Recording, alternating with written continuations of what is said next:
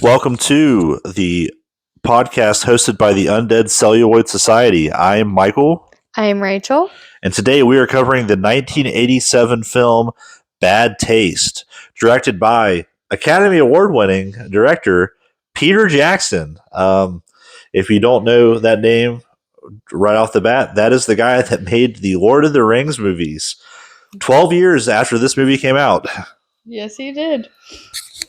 So Bad Taste is a low budget uh, sci-fi horror comedy movie that is about aliens taking over a small town in New Zealand, and they're using these humans as a food source for their fast food intergalactic chain. It's so fucking stupid. But yeah, they're doing that, and luckily the New Zealand government has sent the boys. The boys, not the superheroes, but the boys to clean up the mess. And they are definitely an interesting cast, played by Peter Jackson's childhood friends from New Zealand. Yes. So it is the government agency is called the government agency is called. Let's see here. I'll just look it up on YouTube. Yeah, we're very professional here, guys. The Astro Investigation and Defense Service. Rachel, what does Astro Investigation and Defense Service stand for? AIDS. Yeah, they are the AIDS committee. The AIDS organization. Yeah, and they are very thorough and excellent at their jobs. They're something. The movie. Okay, so this is an interesting film because this film was shot on a budget initially of $25,000 New Zealand dollars. New Zealand dollars, which is not as much as American. Yeah, no, it's like I think it's like roughly 15,000. I could be wrong, but oh, sorry. Go ahead. No, I was gonna say then the New Zealand Film Authority, their film association. Yeah, the film association gave money to them by the end, and it came out to roughly it's like $130,000 US dollars, which was 230 some thousand in New Zealand dollars. So very low budget. Yeah, they gave them like 5 times their budget at the end of this. Yeah. And you can definitely tell. The movie at the very beginning is shot horribly. It's not good by any stretch of the imagination. I'm sitting there, and it kind of just throws you into it too. So there's a lot of really bad logo. You can tell this was not shot for a lot of money. But then as the movie went on, it got a lot better. It was the practical effects were good. Yes. The camera shot, the image was better because the camera, you can tell the camera that they used at the beginning was very grainy, and then by the end, I honestly don't even know when it changed, but by the end, it was a much clearer picture, and they had better angles and all that stuff. Yeah, they got that money because the head of the board believed in Jackson's potential so much that he invested, then resigned to be a producer on future movies by him. Probably a great call. He actually saw the potential. He was right. I don't know how he saw the potential in this movie, but he saw it, and good for him. Oh yeah, there's a lot of interesting choices. Jackson is not only the writer, director, and executive producer to this film, he's also an actor in it. Twice. He is 2 characters in this film. One is Derek. Who gets introduced to us with spit running down his face. Oh my gosh, it was disgusting. Yeah, I don't know why he had that going on, but Derek is like this bumbling idiot. Yes, he's like the definition of nerdy, fumbling, and he epitomizes someone you would think if you were to describe a nerdy person who is into all of in the 80s, who's into all of like the intergalactic movies and like comics and like even like maybe like theories and stuff. Like this is the guy that you picture, and he looks like, what did you say, like a pauper during the movie? Oh, he gets like after the fate that befalls him at the beginning, he starts to look more and more poorly dressed as the movie goes on. Like he looks like a homeless guy in 1700s England begging for money. Oh yeah, and that just goes along with the decline of his mental state, I guess we'll say. But anyway, so Michael, what are your favorite parts, or okay, we'll start with favorite parts. What are your favorite parts from this movie? Okay, so we'll go into a little bit of spoilers here. Derek was pretty entertaining. I'm not gonna lie. He as we mentioned, played by Peter Jackson. He's kind of like a Mr. Bean character in a sense. Yeah. He's very goofish. So there's a point where he's getting chased by these aliens. They're basically zombies. At this point, they're zombies. Yeah, sort of. They're eating human remains and running around. So he's getting chased by them. He pulls out an Uzi out of his backpack, and excuse me. At first, he is shooting at nothing, just like shooting in the forest at nothing. Then he runs out of ammo because he had just sprayed all of his bullets into nothing. And then an alien is coming at him, and he goes pew pew pew pew pew pew pew, and it stops like it just got shot. When he wasn't really shooting, he was literally going pew pew pew pew pew and making the noises. Well, so Derek ends up killing these guys. His friends, by the way, talk a lot of shit about Derek. They say that he's kind of a loser. Yeah. But Derek ends up torturing this zombie on the side of a cliff. Yeah, he ties him up by his foot and like drops him over a cliff. So he's just hanging there this entire time. And then he sticks a small sword or dagger into his foot, and he's like, well, I guess we're going to get to the good stuff. It'll really mess with your marrow, bud. Also, important to point out, both played by Peter Jackson. Yes. Not just Derek, but the guy he is torturing, Robert, hanging off the cliff, is also Peter Jackson. Poor Robert. This movie was shot, also, by the way, over 4 years. So it wasn't all done in like a clean, couple month production. This is like buddies on the weekends getting together and shooting some stuff for a film because he's working full time at this point. Yes. So they had shot this for a while. Yeah, and you can tell because in the one scene where he hangs Robert over the cliff, his shoe changes mid-shot. And I was like, did you see that? And yeah, no, it goes from like a brown shoe to a red shoe. So it's not something that is like, it wasn't hidden very well. It was just like, bam, different shoe. And you knew it. Important to also note that his wardrobe changes a lot throughout the film because of the 4-year shoot. Yes. So that's why he progressively looks more and more homeless as the movie goes on. Probably. But yeah, so he does that.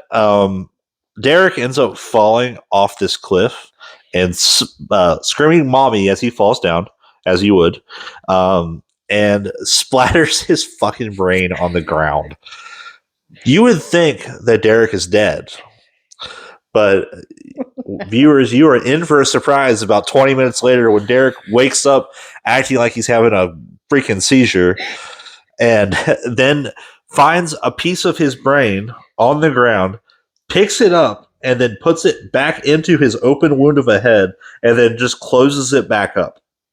Then he puts a hat on to, keep it, and then he makes his way throughout. Derek does not die in this movie. Derek does not die. Derek's the secret hero of this movie. Yes, he is. He's the secret hero. His skull is literally cracked open, and he's surviving throughout this whole thing. It's a miracle. And the other thing that I really like from this movie, not a specific scene, for instance, but a lot of the offhand comments that just don't make any sense.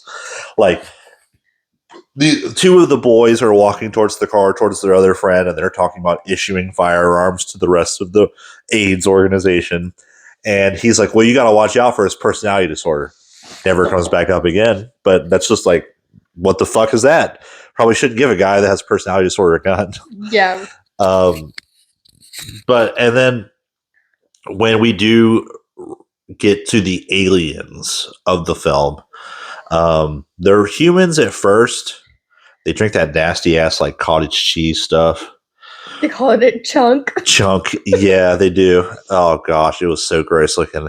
But when they turn into aliens, don't know why, but these aliens must have really big booties because the asses on all their pants blow out, and it looks like they're wearing thong pants. Assless chaps. Yeah, ashless chaps. Yeah, they were waddling around with these fat alien asses, and it was wow. It was a good time. Say the least. Also, the score in the film is very interesting because it goes from like intense like 80s hair metal rock to like softcore porn levels of like the music. It's there's no consistency with it. No. And it's kind of all over the place. Yeah.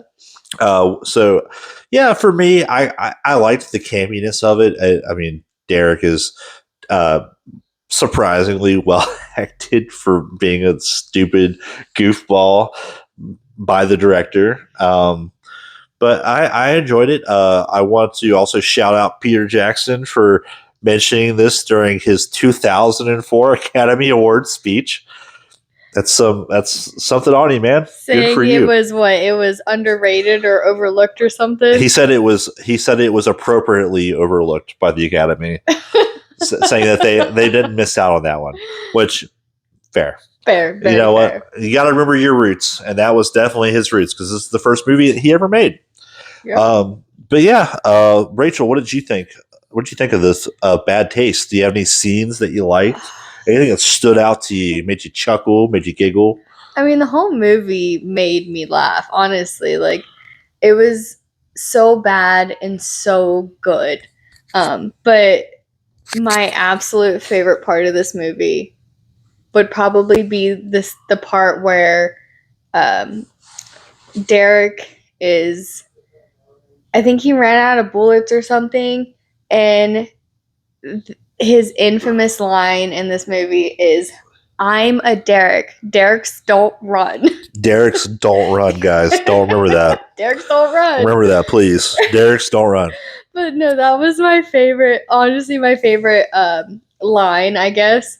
And then it would probably have to be the end of the movie where Derek, it's always about Derek. Derek's the guy in this. Derek is the man. But at the end, when the head alien like shoots them into space. Oh, Lord Crumb shoots them into space and doesn't know that Derek is still in the house. That is also a spaceship, by the way. It's a historical building. Historic landmark. He says that one of the boys says this to one of the other boys because he's about to launch an RPG into it. Yeah. He's like, that's a historical house. But lo and behold, it's actually the alien spaceship. But so he shoots him into space, and Derek's still in there, and he just comes out of nowhere through the ceiling and jumps down through the ceiling with a chainsaw. Oh, yeah, I'm a motherfucking chainsaw. What? And splits this alien in half, and he comes out the bottom of it, and he's like, I was reborn. Born again. I was born again. Yeah. And then they have this rotary phone that they're using to contact other aliens, I guess. And he's just like, I'm coming for you, suckers. That was my second favorite part. Well, he also puts the skin of the alien he just eviscerated back on. Oh yeah, and then he puts the alien back on himself. That was so good. Also, speaking of, I mentioned the RPG going into the homestead. So this guy fired one into his car and blew it up that had aliens in it. And then he takes one of the warheads and he throws it up like he's like flipping a water bottle in his hands. Like, pretty irresponsible, bro. He dropped that; it's going to blow up. Yeah, let's not do that. And then he puts one in his back, like the belt loop, and Yeah, right behind his butt. falls Yeah, on it. he does fall on it. Falls on it. Doesn't even blow up. But I even asked at the beginning of this movie, before we really looked anything up, and I was like, "Is this a comedy?"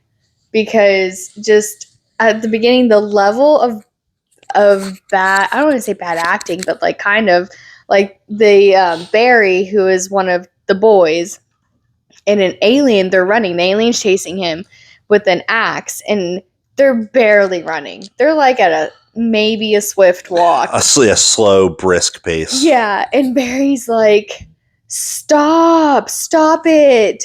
Don't come any closer. This is your last chance. I'm warning you. And his axe gets stuck on like the then, wall or something. Yeah, his axe gets stuck on the corner of like a house and a post, and he just like yanks it free, and they're just like walking around the beach on these rocks, and he's like, this is your last chance. And I'm like, you literally could have like shot him a million times. And then the part and then at one point when the rest of the boys get there, they're handing out guns, and the one guy was like, oh, I don't remember what he did, but like he was like, oh, here's this in case we take any innocent lives, like in case we take any innocent lives. Like it was just like, normal thing.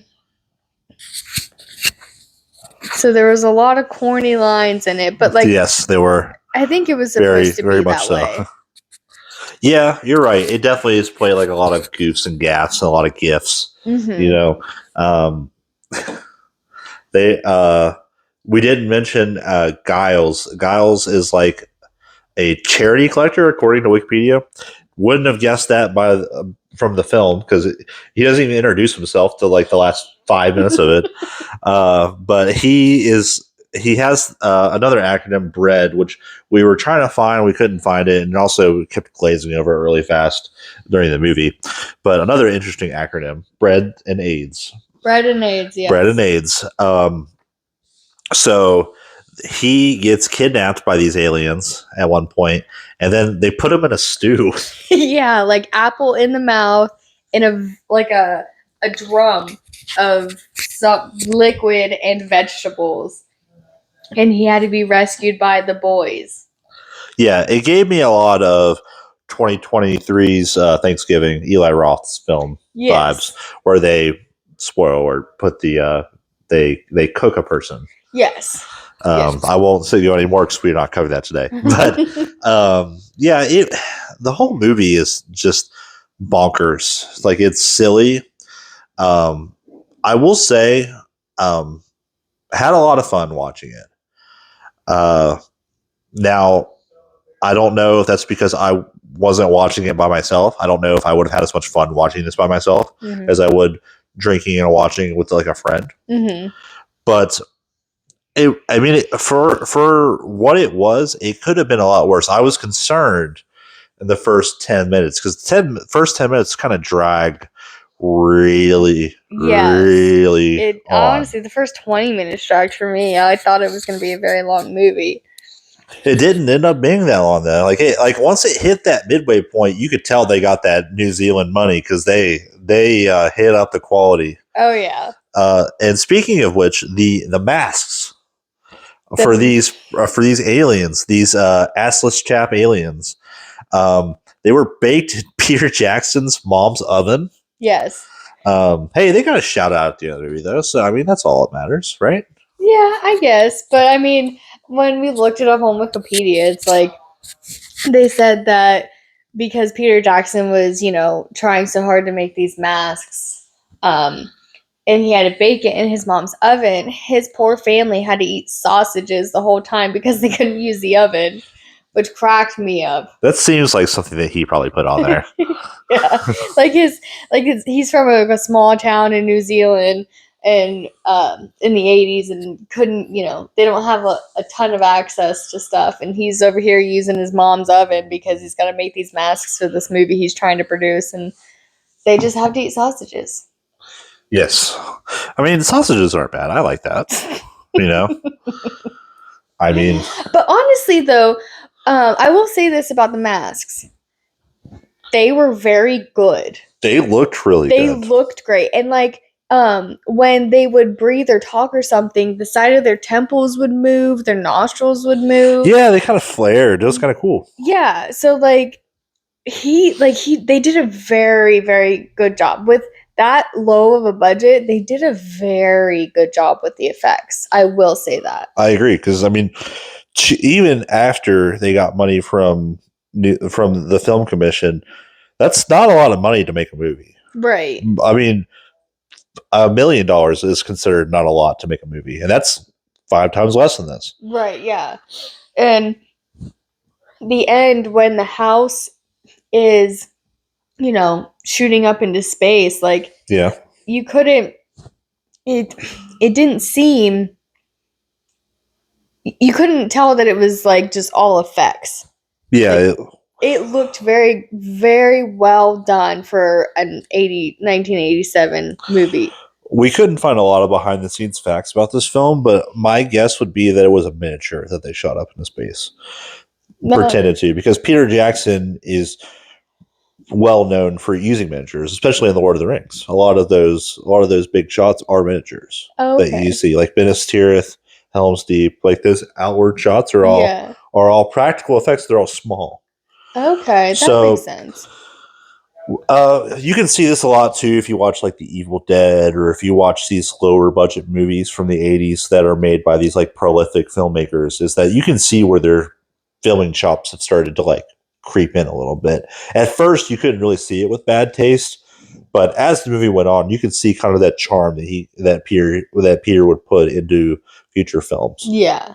Yeah, no. For it being his first film on such a low budget in a very small town, using his friends who... Yes. I mean, there was only, I think, 2 other actors that went on to do other movies. They're not well known, but, they still did some movies. The acting wasn't terrible. The worst acting was by Barry in the beginning when he's like, stop, yes. Don't come any closer. That was the worst acting. You could definitely tell at the beginning of the movie too. The movie had a very through progression of timeline of and by the end they figured out they knew what they were doing. At the beginning they had no idea what they were doing. Yeah, you can definitely tell. It was very new to them, and then they got more comfortable with it as time went on. Yeah, no, absolutely. So that's kind of our thoughts on Bad Taste. We're going to jump into our rating now for it.